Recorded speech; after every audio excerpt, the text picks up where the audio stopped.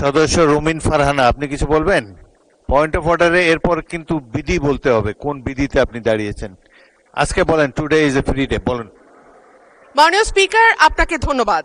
মাননীয় স্পিকার, আমার ইমিডিয়েট আগে আমার যে সহকর্মী সংসদে বললেন কথাটি, এটি দুঃখজনক নিঃসন্দেহে, কিন্তু মাননীয় স্পিকার আমি আপনার দৃষ্টিতে আরেকটি খবর আনতে চাই।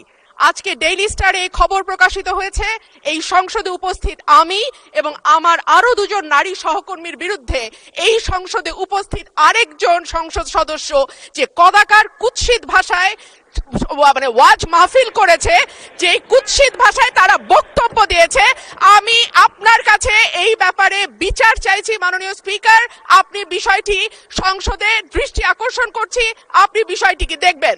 ধন্যবাদ মাননীয় স্পিকার। রুমিন ফারহানা আপা আছে, এরপরে যে মন্ত্রী পটলের মেয়ে আছে ফারজানা শারমিন। আমার ডাইনে বামে আমার এমন ভড়ি আলা লোক আমি পেয়েছি, যেগুলো সিরিয়াল করা থাকে আগে থেকে, কে কোথায় বলবে আমরা জানিও না। আল্লাহর ইশারা ভেতরে যে দেখে আমার ডাইনে বামে সব ভড়ি আলা, এমন বড় বড় ভড়ি, আমার মনে হয় ভড়ি ছিঁড়লে ওর ভেতর থেকে হয় ব্রিজ কালভার্ট এগুলো বের হবে। মহিলারা ওদের দেখলে লজ্জা পাবে। রুমিন ফারহানা আপা আছে, এরপরে যে মন্ত্রী পটলের মেয়ে আছে ফারজানা শারমিন। আমার মনে হয় এই তারপরে নায়াব ইউসুফ আছে ফরিদপুরে।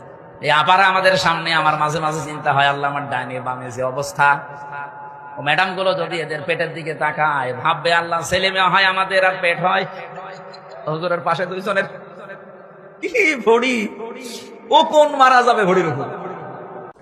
মাননীয় সদস্য, আপনি রুলস অফ প্রসিডিওর পড়লে দেখবেন যে সংবাদপত্রের রিপোর্টিং নিয়ে কোনো পয়েন্ট অফ অর্ডার হয় না।